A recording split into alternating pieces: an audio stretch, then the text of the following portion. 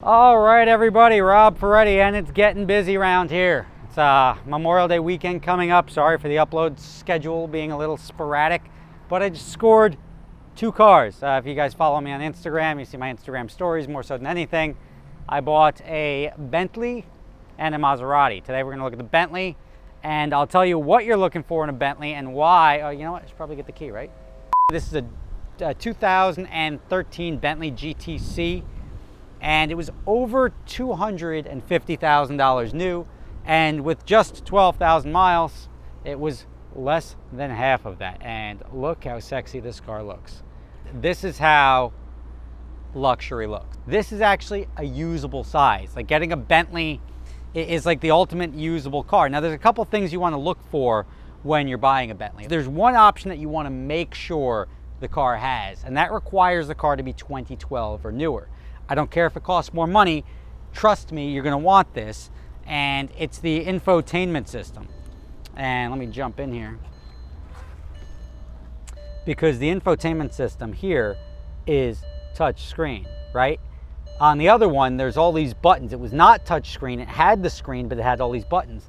And Bentley was lagging so far behind on that, that the cars until 2011. 2011 is like ancient. Like, they've waited way too long to upgrade the cars like that, and they finally did. And you don't want to buy anything before 2011 because it's going to have the old infotainment screen. The interior's fairly similar. This one has the Mulliner package. It adds to just the appeal of the car.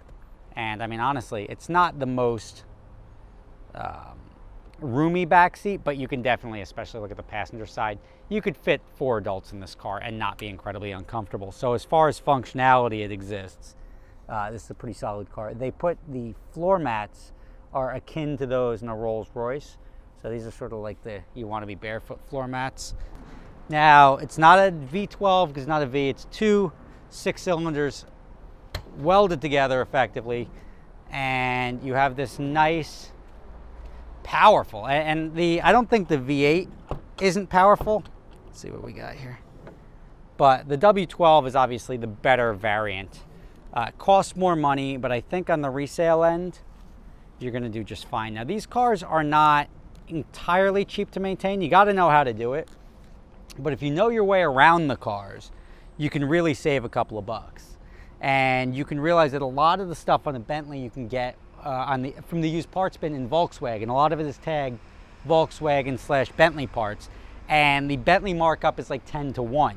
So I happen to get a warranty on this. When I say a warranty, I got a service contract on this. A warranty is actually what you get when you buy something and somebody's warranting that it's of good quality. So you get a warranty with a new car purchase. On a used vehicle, you would get a service contract, which just happens to extend over the same way a warranty would. But I've got a service contract on this car, so it's effectively a bumper-to-bumper warranty for the year.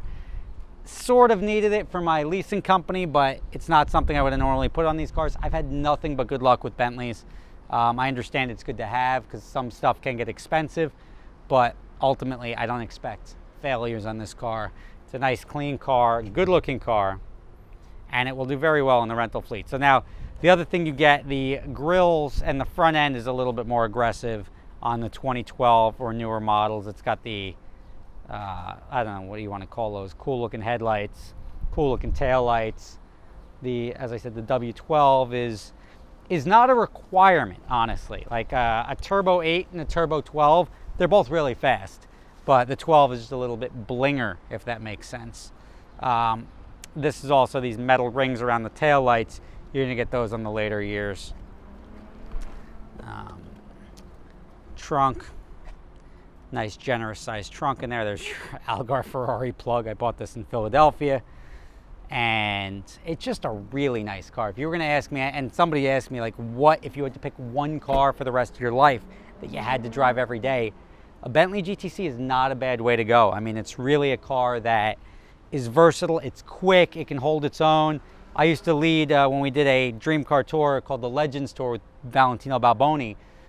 It was all Lamborghinis, and I needed something to keep pace, so I took a Bentley GTC, and people were just floored at, like, whoa, holy crap, look how fast that Bentley's going.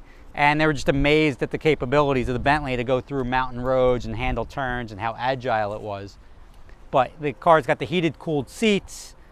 It's got, obviously, the heated steering wheel, and it's just a really, really nice car. I mean, I'm more of a practical guy that I don't have to rock a car like this every day. But honestly, like if I were a guy that wanted to spend, say, 100 grand, like this or a new Range Rover, all day long, I'd get the Bentley convertible. I've always liked them. But this I bought as a rental car, and half of me says I'm going to buy it for myself afterwards. My wife actually loves this car as well. But I just don't know if it's, for ready practical. I feel weird having a mortgage and then driving a Bentley every day. I'm okay driving the Volt every day and having some fun cars because that's my hobby. But to get something like this as an everyday car, I think it's sort of a waste.